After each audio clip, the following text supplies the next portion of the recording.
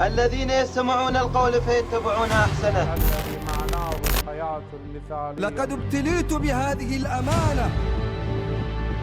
أنصار السيد القحطاني أن يبيعوا أنفسهم. علمت أني وزير الإمام المهدي من تواصله معي يختارهم من دونه على الإطلاق. إمام مهدي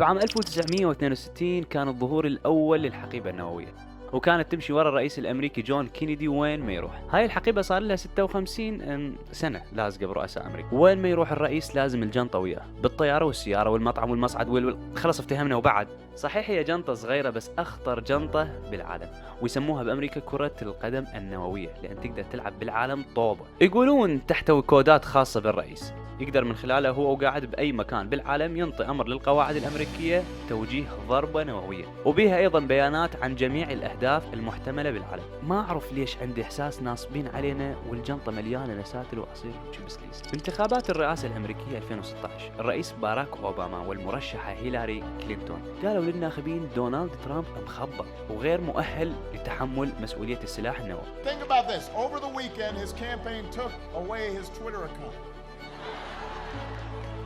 Now, if your closest advisors don't trust you to tweet, then how can we trust him with the nuclear codes? About what it would mean to entrust the nuclear codes to someone with a very thin skin who lashes out at anyone who challenges him.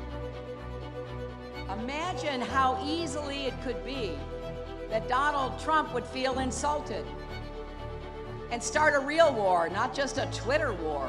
خلاصة الموضوع، من أخطر الأمور بالكون تخلي سلاح بيد مجنون. ركز وياي هاي الزبدة، من أخطر الأمور بالكون تخلي سلاح بيد مجنون. راح تسألني شنو علاقة الموضوع، وراح أجاوبك كل العلاقة، بس تابع للأخير. أتباع أهل البيت ملايين بالعالم، ينتشرون بأهم مناطق الشرق الأوسط، يمتلكون تاريخ ثقافي وفلسفي وعلمي قدم خدمات للحضارة العالمية. مناطق تواجدهم هي أغنى المناطق النفطية بالعالم. قوة عسكرية محسوب لها حساب. صحيح عايشين بمعاناة بس ما يملون لأن يعتبرون الوقت بصالحهم. عايشين عقيدة اسمها الانتظار، وعندهم طاقة روحية هائلة اسمها عاشوراء. القيادة الروحية لمجتمع من هذا النوع تعتبر قوة عملاقة، فمن الطبيعي يكون هذا المنصب مغري جدا ودائما مستهدف من قراصنة الدين. إذا بيوم واحد ونداء واحد من مرجع الطائفة السيد السيستاني صار جيش من ملايين المتطوعين، ايش تتصور الاستغلاليين وهم يشوفون هذا المنظر ويفكرون بالسيطرة على قلوب الناس وعقيدتها؟ ومثل ما اكو ناس ادعت النبوة، اكو ناس ادعت الإمام، وناس ادعت سفارة الإمام. وهسه عرفنا ليش هذا المنصب يحتاج حراسة مشددة حتى لا يوقع بالإيد الخطأ، وليش مقام القيادة الدينية يتعرض دائما لمحاولات القرصنة، وليش كل القراصنة ضايجين من الحوزة وكلهم يطعنون بالمرجعية. ومن يكرهك يا ناطور غير الحرامي؟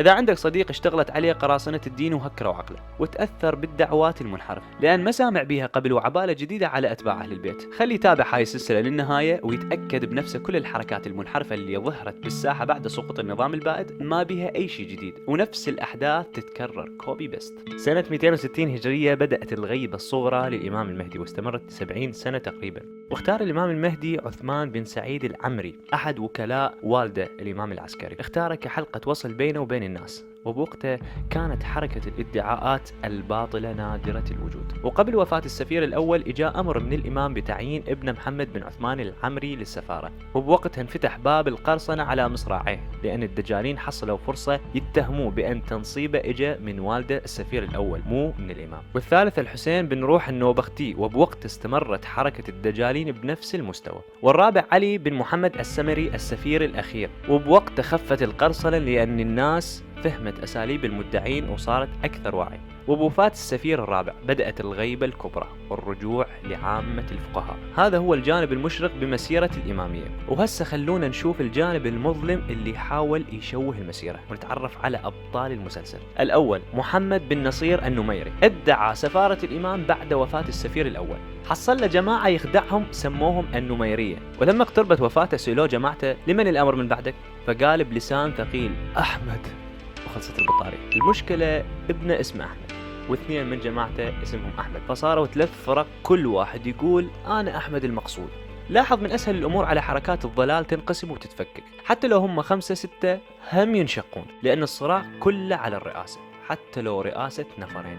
الثاني أحمد بن هلال العبرتائي، كان من أصحاب الإمام العسكري، وطيلة 54 سنة كان يروح للحج، 20 سنة منها مشيا على الأقدام. كان معروف بالزهد والتقوى. ما عرض السفير الأول عثمان بن سعيد بس بدافع الحسد أو الاستنكاف، أنكر السفير الثاني محمد بن عثمان، وبدأ يدعي إنه هو باب الإمام المهدي وسفيره. وكلما حاول علماء الشيعة يرجعوا للطريق ويذكروا بالآخرة كان يعاند أكثر، وكان خبر انحرافه كالصاعق على الناس. لكن بالنهاية الدين أعز من الأشخاص، فتبرأت منه الإمامية، ونسأل الله حسن الخاتمة. الثالث ابن أبي العزاقر الشلمغاني. هنا الشغل صار ثقيل. بالبداية كان الشلمغاني خوش إنسان، والسفير الثالث الحسين بن روح وداه لجماعة اسمهم بنو بسطام حتى يعلمهم ويفيدهم. بس للأسف بعض الناس ضعيف القلب ما يتحمل المنصب والشهرة اللي يحصلها، وبدأ الشلمغاني يضرب أسس الدين ويحلل ويحرم بكيفه. أنطيكم واحدة من أبسط خرافاته يوم ادعى بأن روح الزهراء عليه السلام حلت في جسد بنت السفير الثاني. سمع الحسين بن روح بهاي البدعة ومباشرة عرف خيوط اللعبة وين يريد يوصل الشلمغاني، وكتب رسالة إلى بني بسطام يأمرهم بطرده وحذرهم بأن كلامه هذا تمهيد حتى يدعي لنفسه بعض المقامات. والمفاجأة بني بسطام رفضوا الرسالة وبقوا ويا الشلمغاني. وهذا حال النفوس المريضة، إذا أجتها فكرة تلائم مزاجها مهما كانت غريبة أو شاذة تتمسك بها بغض النظر تتفق مع ثوابت الدين أو لا. الشلمغاني لما شاف المجتمع جاهل صعد الموج شوية وادعى النبوة مثل ما توقع السفير الثالث بالضبط. الحكومة العباسية كانت تتفرج ومرتاحة للوضع ما دام يسبب إزعاج لعلماء الشيعة، إلى أن وصل بالتدريج لادعاء الألوهية، وشعرت الحكومة بالحرج، فتم القبض على الشلمغاني وإعدامه. الرابع الحسين بن منصور الحلاج. هذا الشخص أساسا مو شيعي وإنما متصوف على مذهب السنة، ومع ذلك ادعى أنه سفير الإمام المهدي، وهم صعد الموجة لادعاء الألوهية، وكان يقول أيها الناس ليس في جبتي هذه إلا الله. وكان بعض أتباعه، آسف مع الاعتذار للكلمة، يتمسحون ببوله للشفاء. صدق الحلاج نفسه وكتب رسالة إلى إسماعيل النوبختي، وكان من علماء الشيعة المحترمين، يطلب منا الإيمان بي. فالنوبختي قال له أؤمن بيك بشرط، أنا رجال شيبت بس روحي خضرة وبعد بي خلق الشباب، أريدك ترجعني ابن 20 سنة. غلس الحلاج وسافر إلى مدينة قم، بس النكتة النوبختية كانت واصلة قبله، فاستقبلوه أهل قم بالدفرات والدمغات، وكانوا يصيحون بقفاه بقفاه يعني على علباته، وطلعوه من المدينة. طبعا مدينة قم كانت بالسابق معروفة بضرب الدجالين وطردهم بدون اهتمام بسوالف حرية التعبير وحقوق الإنسان. هاي نماذج من زمن الغيبة الصغرى، أما نموذج عصر الغيبة الكبرى فخلونا نشوفه بالجزء الثاني، ونعرف قصة شخص ضربته الشمس فادعى إنه باب الإمام. من هو؟ تابعونا بالجزء الثاني من قراصنة الدين.